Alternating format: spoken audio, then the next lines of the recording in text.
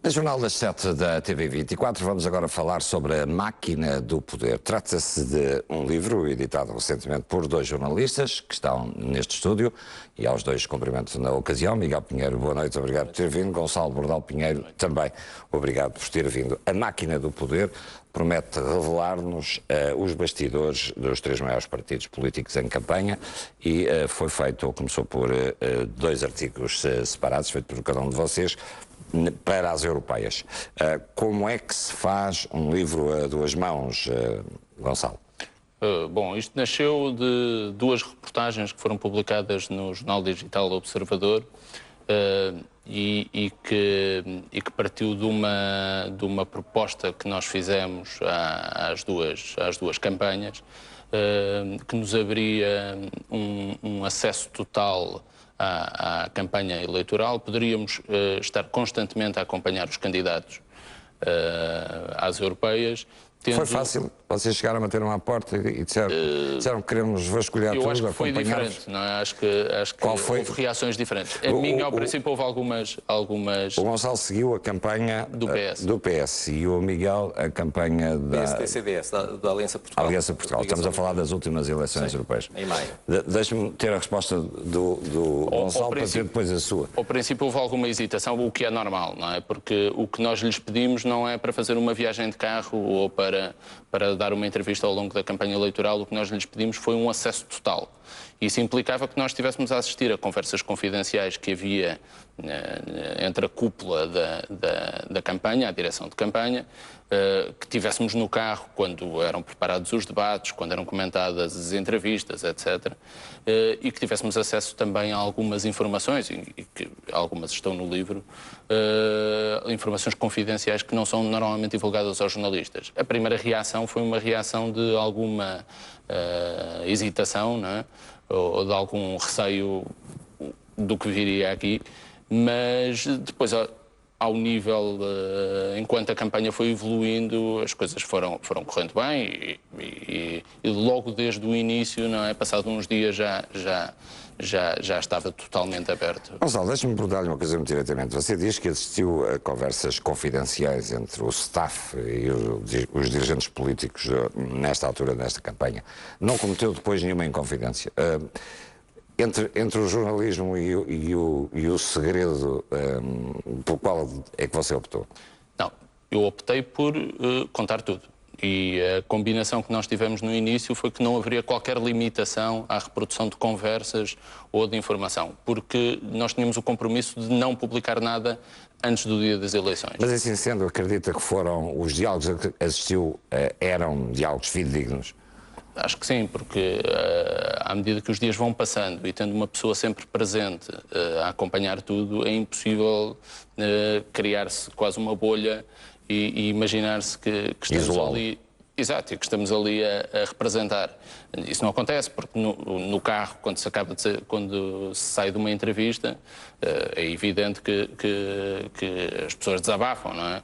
E há, por exemplo, uma história aí que eu conto, que tem a ver com o cartaz que é uma simulação da selfie, não é? Aquele cartaz foi o cartaz mais emblemático da campanha eleitoral. Para quem não se lembra, valia a pena recordá-lo.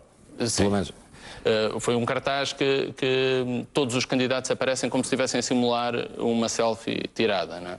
Que é uma coisa um bocadinho diferente dos cartazes tradicionais, e foi uma ideia da direção do partido. E que Francisco Assis não tinha informação, não sabia que ia acontecer isso, não sabia que o cartaz seria assim. E então, quando chegamos ao Largo do Rato para fazer a fotografia, ele é fotografado e depois entra no carro e é aí que desabafa com os seus dois assessores mais próximos. No carro, o Francisco Assis andava sempre com dois assessores da sua total confiança, e com o motorista, e comigo neste caso, e é aí que ele desabafa e diz que acha isto uma profunda estupidez, que é uma coisa que não tem nexo nenhum num momento de crise, estar a fazer uma graça com uma selfie, e diz que vai ligar a António José Seguro para acabar com isso e tal. Depois, entretanto, a conversa evoluiu, ele falou com António José Seguro, ele mostrou-lhe o resultado final e, ao lado da mulher, uma mulher Francisco Assis concordou e achou que o cartaz estava bem e o cartaz acabou por sair. Mas aquilo é tão genuíno que foi uma reação que ele teve e que depois até acabou por ceder.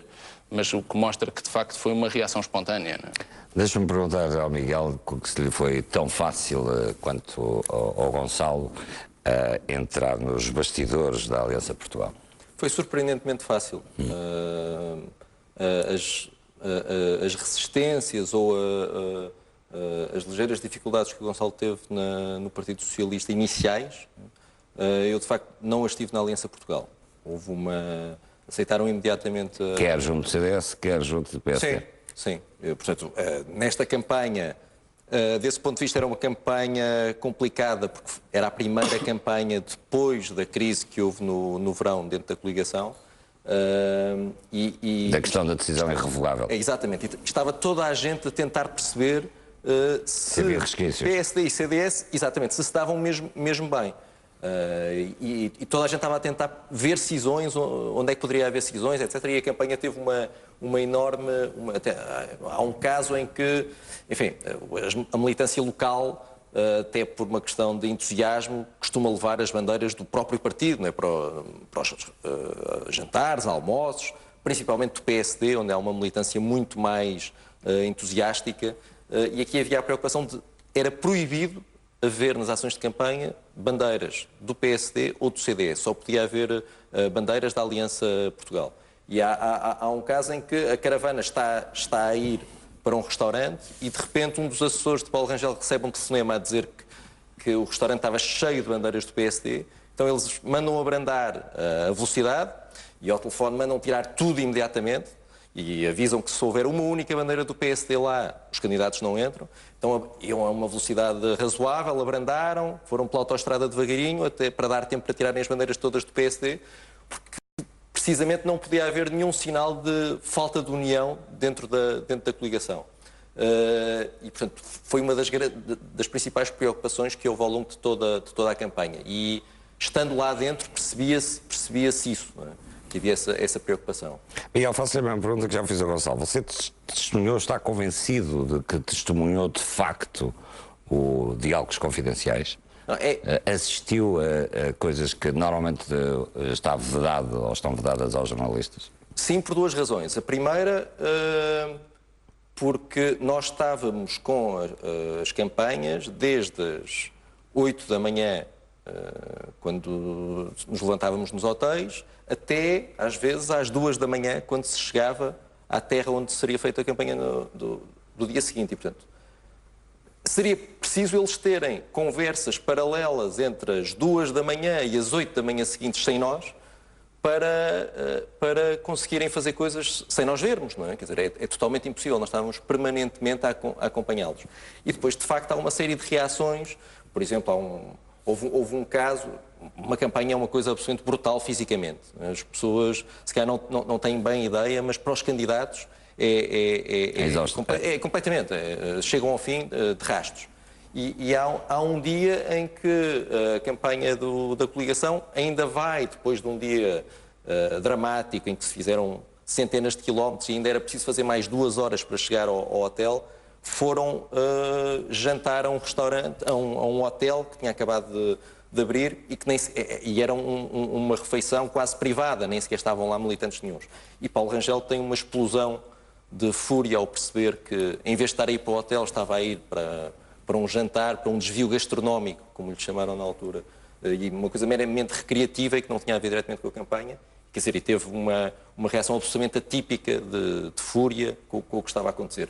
Ora, ele não o faria à minha frente se estivesse ali com uma preocupação de controlar totalmente a mensagem. Eu acho que realmente é o princípio do Big Brother aqui, não é? A partir de um dado momento, a partir do segundo ou do terceiro dia, é impossível fingir.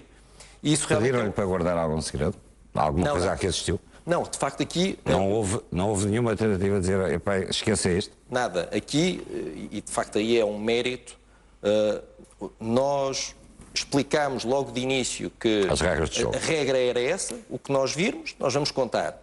Existe a questão de só... Enfim, nos Estados Unidos também é muito feito, só contar depois do dia das eleições, precisamente porque temos acesso à informação confidencial, que pode... Quer dizer que só nos deixam ter acesso a isso, porque nós não vamos estar a contar aos adversários, como é óbvio, não é? Mas quer dizer, Nós iríamos, depois do dia das eleições, contar tudo o que vimos. E as campanhas sabiam que não iam gostar de muitas das coisas que nós íamos descrever, como é evidente. Não é? É óbvio que há aqui muita coisa que as campanhas não gostaram de ler.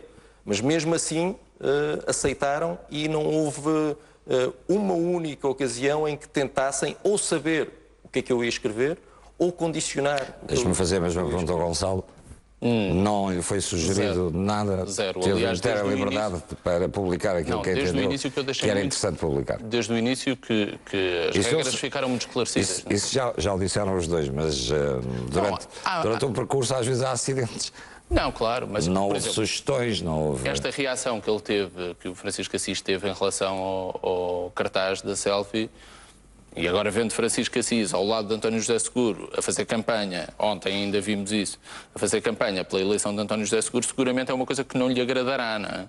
Mas não houve nada, nem sequer, nem no dia seguinte, nem houve qualquer comentário sobre o assunto ou que chatice esta reação que acabei de ter. E há várias histórias, no caso do PS, mas também no caso da Aliança Portugal, que são, de facto, histórias incómodas e desagradáveis. Não é? Eu assisti, por exemplo, a uma encenação e que dá para as pessoas perceberem um bocadinho como é que funcionam os atos de campanha que são encenados, não é? E que depois são usados nos discursos à noite como exemplos de grandes problemas porque as pessoas passam e que de facto depois não são pessoas independentes vindas da sociedade civil.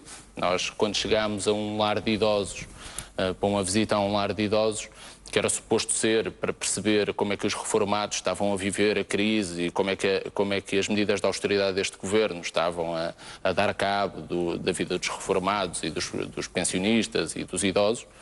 E chegámos e, de facto, tínhamos uma sala cheia de idosos, uns em cadeira de rodas, outros muito velhinhos e a sofrerem bastante.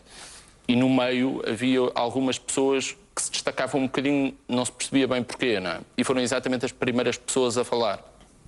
E o primeiro pede a palavra e diz que é pensionista, cortaram-lhe a pensão, está a passar por imensas dificuldades, este governo deu-lhe cabo da vida, etc. O segundo, ainda mais radical, diz que é um governo de ladrões, porque tinha uma empresa, as medidas de austeridade obrigaram-na a despedir dezenas de trabalhadores e está com a empresa destruída. À noite, António José Seguro pega exatamente nesse caso, no comício que faz em Coimbra, para o apresentar como um caso, como é que o governo está a destruir o tecido empresarial português. O problema é que, de facto, esses dois intervenientes, no meio daqueles velhinhos todos e daqueles idosos todos, passavam despercebidos, mas eram dois dirigentes do Partido Socialista local, não é? Aliás, o reformado, era um reformado de 57 anos e que era reformado desde os 50 anos, tinha tido uma reforma ao abrigo das leis anteriores que lhe permitiam ter um benefício e reformar-se mais cedo, e tinham sido levados para ali pela Conselhia do PS de Praia de Mira, que tinha organizado o evento. E, portanto, o evento que devia ser um evento de idosos não era. Tinha sido organizado pelo PS, que tinha pedido emprestadas as instalações do centro de dia, tinha convidado os idosos para assistirem e tinha montado um palco, não é? Com as cadeiras, com a disposição das cadeiras, com o sistema de som e com a ordem dos intervenientes e quem é que devia intervir ou não. Você acompanhou a campanha durante quanto tempo? 3 a 4 semanas. Portanto, começámos na fase de pré-campanha. Isso não é virgem, esse exemplo que aponta do... Quer dizer, essas encenações assistiu a outras? Há outros casos em que assisti, por exemplo, que demonstra a força do aparelho, não é? A força do aparelho local, as pessoas falam muito do aparelho e o que é que o aparelho representa. Houve também num lar de idosos, que nós fomos também num centro, era um centro de noite, os idosos só deveriam ir lá dormir. E Francisco Assis até estava um bocadinho relutante em fazer essa visita, mas houve uma pressão da estrutura de organização nacional do partido, portanto, que controla as várias distritais e o aparelho, para que ele fizesse a visita. Porque ele tem alguma dificuldade em fazer visitas a lares de idosos, etc. Acha que é uma exploração de pessoas que estão ali. Situação. Exato, e que não conseguem bem perceber o que se está a passar à sua volta. E nós chegámos lá e era um centro de noite, era suposto visitar umas instalações vazias e, no fundo, quando se chega ao fim da visita, está uma sala cheia de velhinhos que foram levados mais cedo, de propósito, para aquela visita.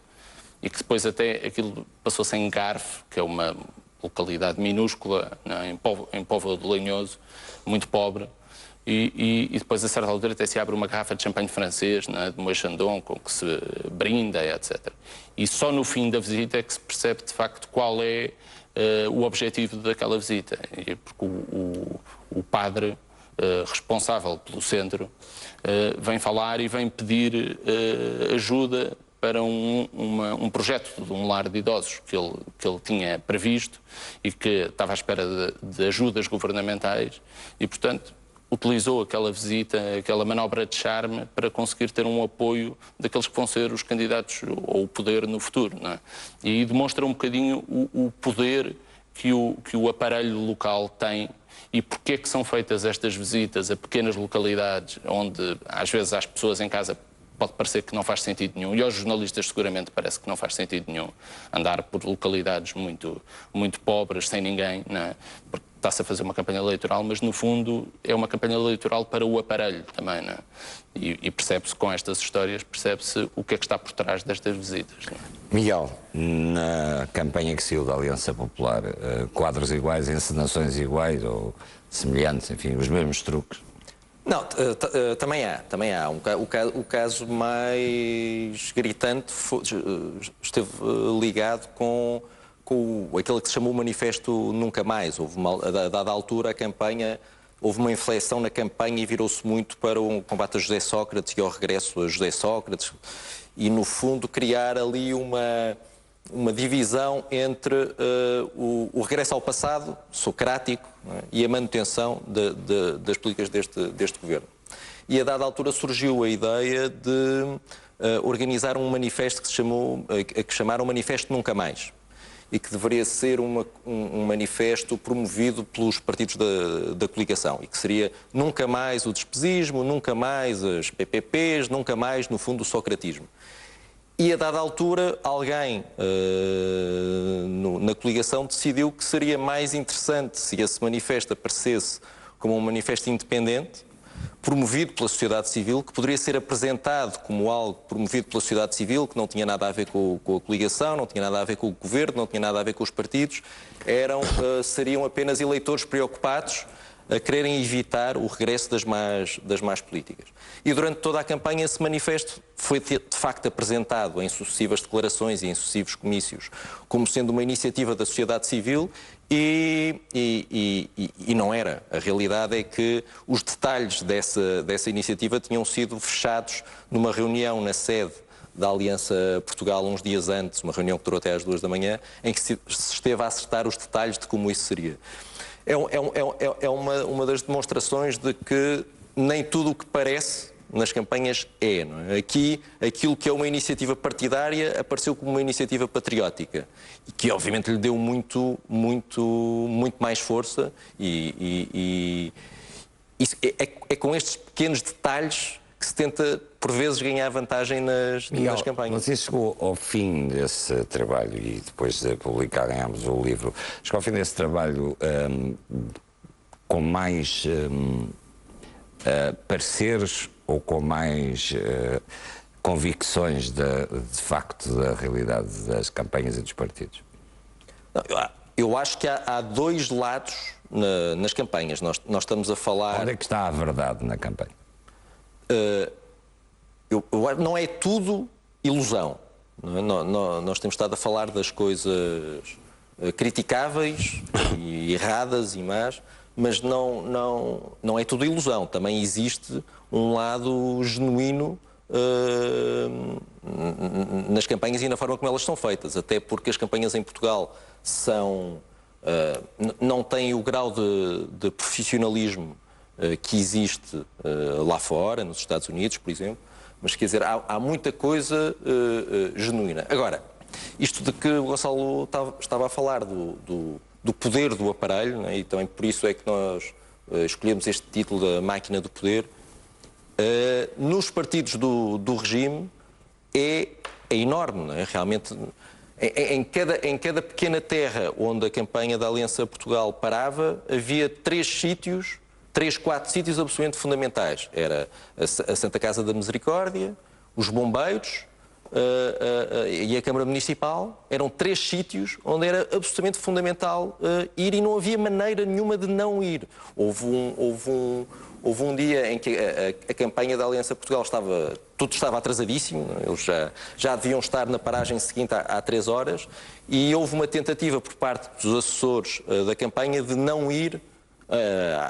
já não me recordo se era a Santa Casa da Misericórdia, acho que sim, era a Santa Casa da Misericórdia, e decidiram, não vamos, pronto, e disseram aos jornalistas, muito bem, agora vamos já partir para a paragem seguinte, não vamos à Santa Casa. E passados 5 minutos, os planos tinham voltado outra vez atrás, porque era impossível ir contra o aparelho local e que já estava tudo preparado na Santa Casa, tudo à espera dos candidatos.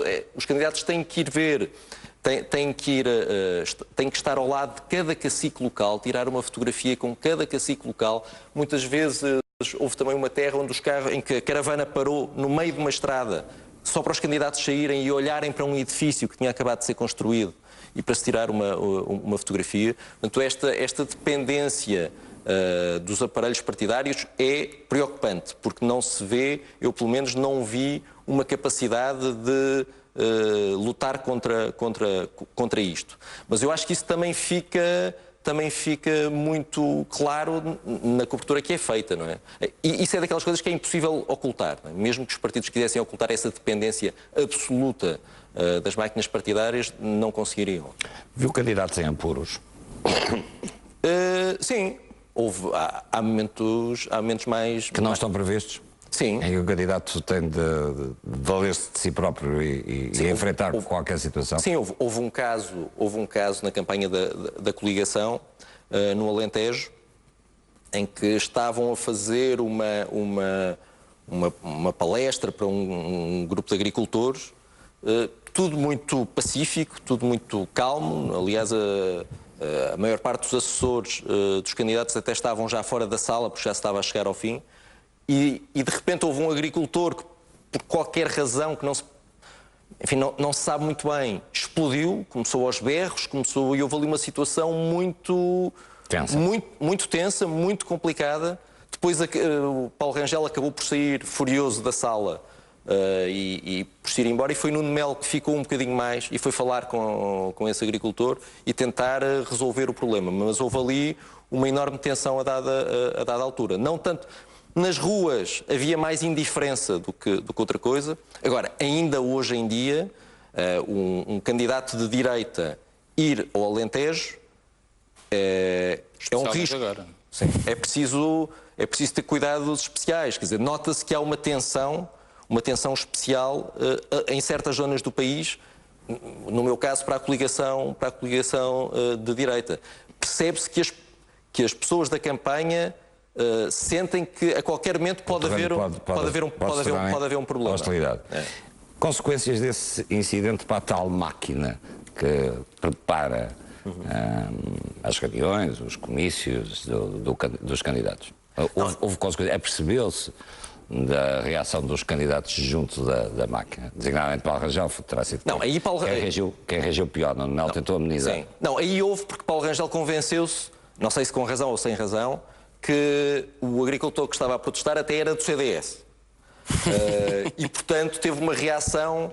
Ele passou pelo assessor de imprensa do CDS no corredor, ia disparado para se ir embora, e disse-lhe: vocês têm que pôr na ordem qualquer coisa do estilo. Vocês têm que pôr na ordem o CDS, as pessoas do CDS estão aos saltos, isto não pode ser. Eu não sei se esse agricultor era do CDS ou não. Mas, quer dizer, é evidente que há...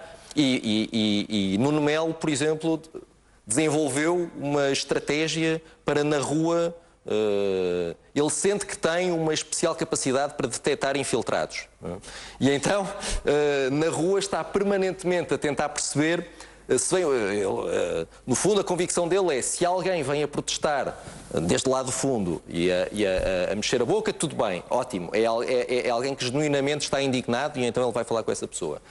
Se é alguém que vem em silêncio e de repente infleta a marcha e vem na direção dele, não há dúvida, é um infiltrado.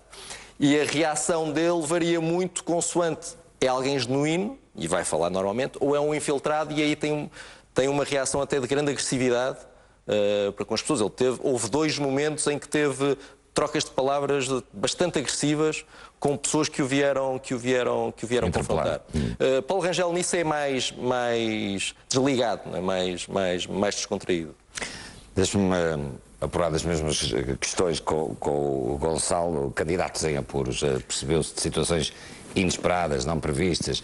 Como é a reação do candidato? Quem paga as favas no fim? É curioso, Francisco Assis tem uma característica que é um bocadinho diferente dos políticos habituais, não é? Ele tem uma enorme vontade em palco para discursar, em comícios, tem uma vontade enorme, tem algum pudor em interpelar pessoas na rua e acha que está a incomodar as pessoas, não é? No fundo, as pessoas estão descansadamente a tomar o seu café e, portanto, faz-lhe um bocadinho de confusão ir incomodá-las.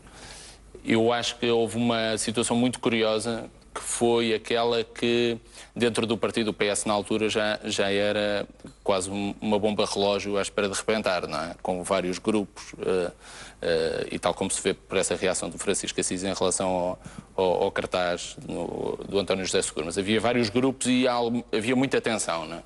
E há uma vez em que eles estão a fazer uma arruada e passam por uma senhora e a senhora vem ter com ele, abre-lhe os braços e diz: venha cá, e dá-lhe um grande abraço e diz: o senhor é que devia ser o próximo primeiro-ministro. E há um silêncio entre a estrutura do PS, não é? Ligada a António José Seguro, porque foi uma coisa altamente incómoda ter ali alguém a dizer que o antigo adversário de António José Seguro para a liderança do partido é que devia ser o próximo primeiro-ministro de Portugal e não António José Seguro. Mas por causa dessa característica que Francisco Assis tem de alguma hesitação para contactar pessoas, para incomodar as pessoas, eles montaram uma estratégia. E que é, vai um assessor à frente, quando há uma arruada, vai um assessor uns metros à frente e que vai falar com as pessoas. E então chega ao pé de uma pessoa e diz-lhe: está aqui o Dr. Francisco Assis, que gostaria de ir a cumprimentar. E vê a reação da pessoa. E se a reação da pessoa é: isto é tudo uma camada de bandidos, os políticos e tal, ele faz sinal e está outro assessor junto de Francisco Assis, e eles invertem discretamente a marcha. Se não, ele mantém-se ao pé da pessoa e então o assessor que está junto de Francisco Assis vai ter com aquela pessoa e então ele é apresentado e está tudo bem. E depois há outras formas, não é?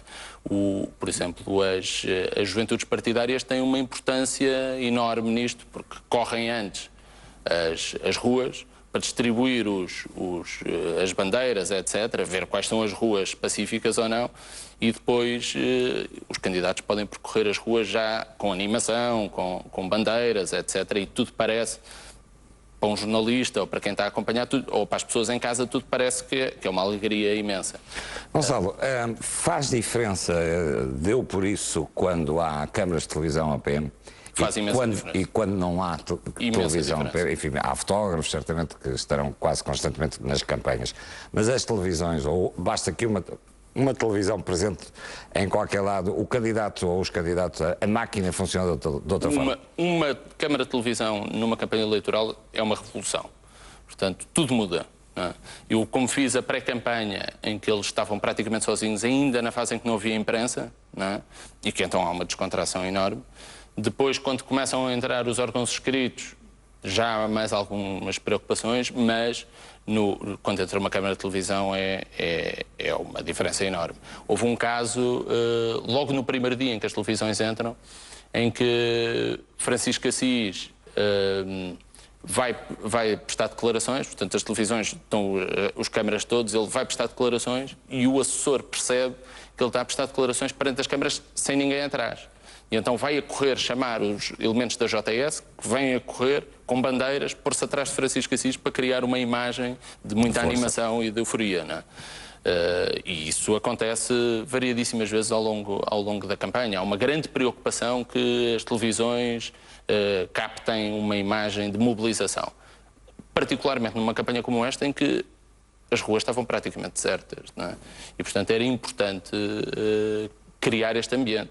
Nos comícios, há também uma história que nós contamos aí nos comícios, em que o que eles fazem é eles não conseguem encher a plateia e então atiram as juventudes partidárias todas para a frente, vão para os dois lados do palco, junto ao palco, para criar uma imagem de... mais densa. Exatamente.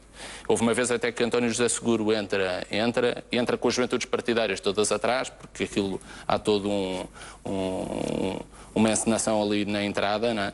Só que depois a juventude partidária, ele subiu para um lado do palco e a juventude partidária ficou todo do lado esquerdo. E então o que aconteceu foi que o palco do lado direito estava vazio. Então as televisões filmavam um palco do lado esquerdo cheio e do lado direito vazio. E então o assessor pega imediatamente no telefone e corrige. E manda os outros JS que estavam lá atrás descerem para o lado direito do palco para criar a encenação.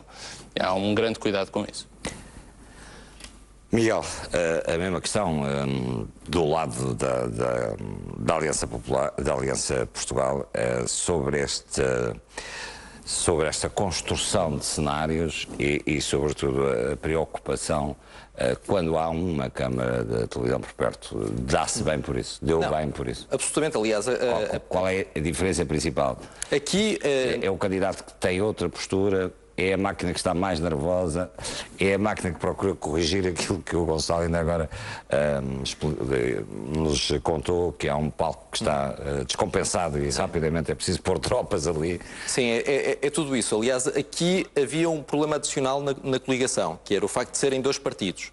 E os assessores da campanha fizeram uma grande força para que a campanha começasse, a pré-campanha começasse uma semana mais cedo. Toda a gente foi para a estrada uma semana mais cedo por duas razões. Primeira, os Jotas eram de dois partidos e, portanto, não se conheciam. E era preciso uma semana para eles ganharem intimidade uns com os outros e ficarem mais à vontade uns com os outros para quando, na altura em que chegassem as televisões, eles estivessem absolutamente à vontade. E, por outro lado, porque Paulo Rangel é uma pessoa especialmente reservada e tímida, e também ele precisava de uma semana para descontrair e para que, quando chegassem as televisões, ele estivesse já perfeitamente à vontade com todas as pessoas. Agora, durante essa semana de pré-campanha, houve um momento em que tudo falhou, toda a gente se desencontrou, os Jotas deviam chegar mais cedo e não chegaram, chegaram depois, não havia materiais para distribuir, não havia nada. Houve uma discussão sobre o que é que tinha corrido mal e um dos assessores da campanha disse, bom, mas não se preocupem, esta semana é para cometer erros, mas a partir de sábado não pode haver erro nenhum. E o que acontecia a partir de sábado era a chegada das televisões. E, obviamente, com a chegada das televisões, olhar para os Jotas na semana antes das televisões e depois das televisões é o mesmo que olhar para alguém que tomou calmantes ou para alguém que tomou um excitante qualquer, porque saltos, música, berros, tudo isso... Miguel, não vamos ter muito mais tempo, julgo que tenho 2 ou 3 minutos para acabarmos esta conversa, deixa-me mudar uma coisa. E depois a chegada dos líderes, quando chega Paulo Portas, quando chega Passos Coelho, uma campanha dessa, a coisa... Fia mais fino. Sim, uma tensão enorme. Nota-se em toda a máquina uma tensão enorme. Nós no livro contamos uma cena, contamos-la vista pela Aliança Portugal e vista pelo PS, é logo o começo do livro, e na parte da Aliança Portugal era a chegada de Pedro Passos Coelho e os telefones tocam, tocam e alguém diz do outro lado, o Primeiro-Ministro está a 9 minutos de chegar. Depois toca passado 1 minuto a dizer está a 8 minutos. Depois toca passado 1 minuto a dizer está a 7 minutos. E toda a gente sente-se uma tensão enorme. Realmente, quando o poder chega, e no caso da Aliança Portugal o poder é o Primeiro-Ministro e o Vice-Primeiro-Ministro, portanto, é um poder efetivo, um poder de Estado, além, obviamente, dos seguranças do Corpo de Segurança Pessoal que dão ainda maior tensão, porque, obviamente, chegam mais cedo para ver se está tudo bem. Na própria máquina, toda a gente fica absolutamente em quase rigor mortis ali para nada correr mal. Tem 1 minuto. No PS essa sensação também nesta campanha, já com um PS como vimos a surgir dividido logo depois das Há uma grande diferença de método de fazer campanha de Francisco Assis, neste caso, que era muito mais descontraído e menos preocupado com essas questões, e de António José Seguro. António José Seguro anda com uma entourage, acompanha sempre a caravana, portanto, atrás do carro dele vai sempre uma carrinha que tem sempre uma maquilhadora sempre disponível para o maquilhar para o que for preciso, uma pessoa que está encarregue só de atualizar a sua página do Facebook, portanto está constantemente a tirar coisas e a atualizar a página do Facebook. Um fotógrafo só para ele, só para tirar as fotografias onde ele aparece, um cameraman, etc. Portanto, há aqui um profissionalismo enorme, o que não quer dizer que não haja problemas depois com isso. Mas... Vamos ter de terminar, mas pedia que respondessem sim ou não. Depois disto, a visão do Gonçalo da política é a mesma? Depois desta campanha que fez, deste acompanhamento de uma campanha? Não. Miguel? Também não. Aprende-se imenso a ver o outro lado. Vê-se a história toda, completa. Os jornalistas... Mas esse não é não decepcionado?